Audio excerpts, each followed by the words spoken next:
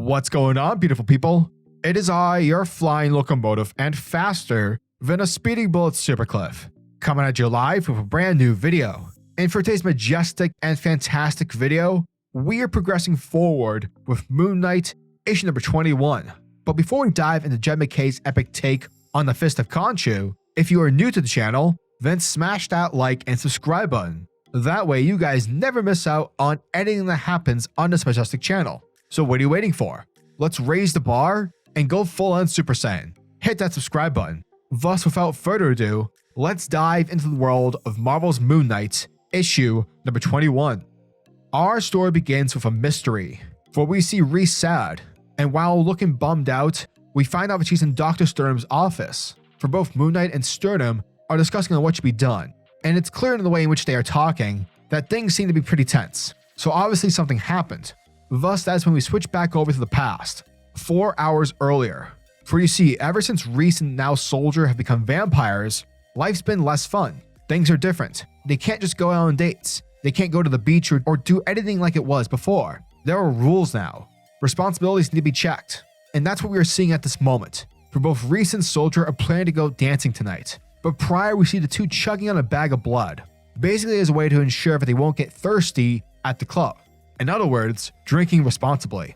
And so after meeting up with some fellow vampire friends, the group are then soon picked up by JakeLockley. Now keep in mind, while everything is being played out, Jake driving his friends to their intended nightclub of choice, and seeing Reese, Soldier, and everyone else dance as if the world was ending, Reese is giving out a narrative during the course of these events, and she's recapping with Dr. Sternum and Moon Knight on what exactly went down. And so while everyone is dancing and having a good time, things start to go wrong, which makes sense, given the fact that this is a Moon Knight comic. So yeah, bad things tend to happen, because upon the DJ stage, Reese notes that the actual DJ is being carried away, only to be replaced by someone who's clearly not wearing DJ attire. Rather, this dude looks like he's from the band Slipknot. And from there, he drops a beat. And upon doing so, the entire club, everyone inside starts to cover their ears, except for Reese, Soldier, and the two vampire friends. Seemingly what's happening is that everyone besides them is being affected by the song that's being played. People are screaming, almost as if they're in pain, and thus everyone begins to beat the crap out of each other. Legit, the entire club has now turned into a violent mosh pit. Fortunately though, it isn't long until Moon Knight shows up.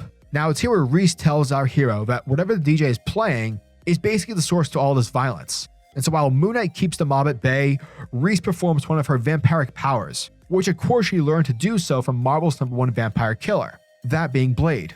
Because remember, for the last couple of issues now, Blade, knowing Reese is a good and responsible vampire, he's been training her to harness and to control her powers. Thus, it's here where Reese dissipates into a cloud of smoke.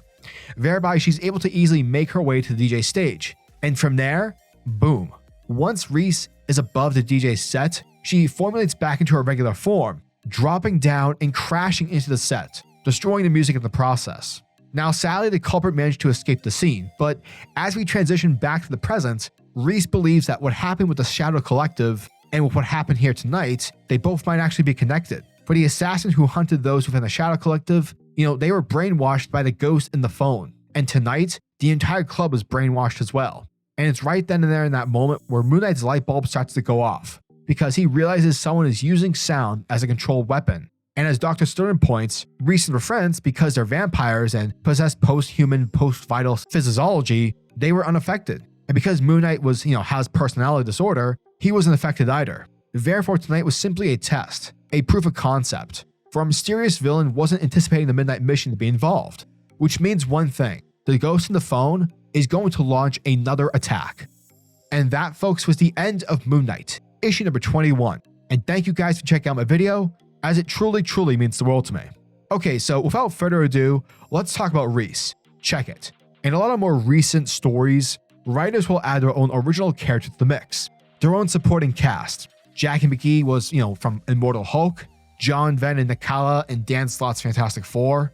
Well, here we have Reese. And I gotta say, out of all the supporting characters, Reese is amazing.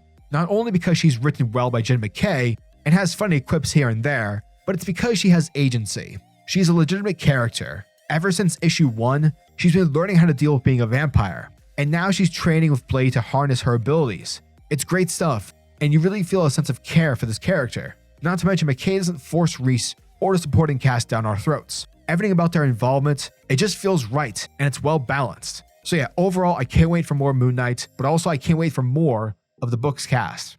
So yeah, as always, I'm your majestic sayer over at SuperCliff, and if you guys are new to the channel, then do me a solid by smashing that like and subscribe button, and also the notification bell so that you'll never miss out on an upload, and so that you'll always be kept up to date with your favorite top tier comics happening in the comic book world. Now tell me, what are your thoughts and opinions on this issue? Are you guys excited for issue number 22? Let me know down in the comment section below. And until the next video, peace. Giggity goo.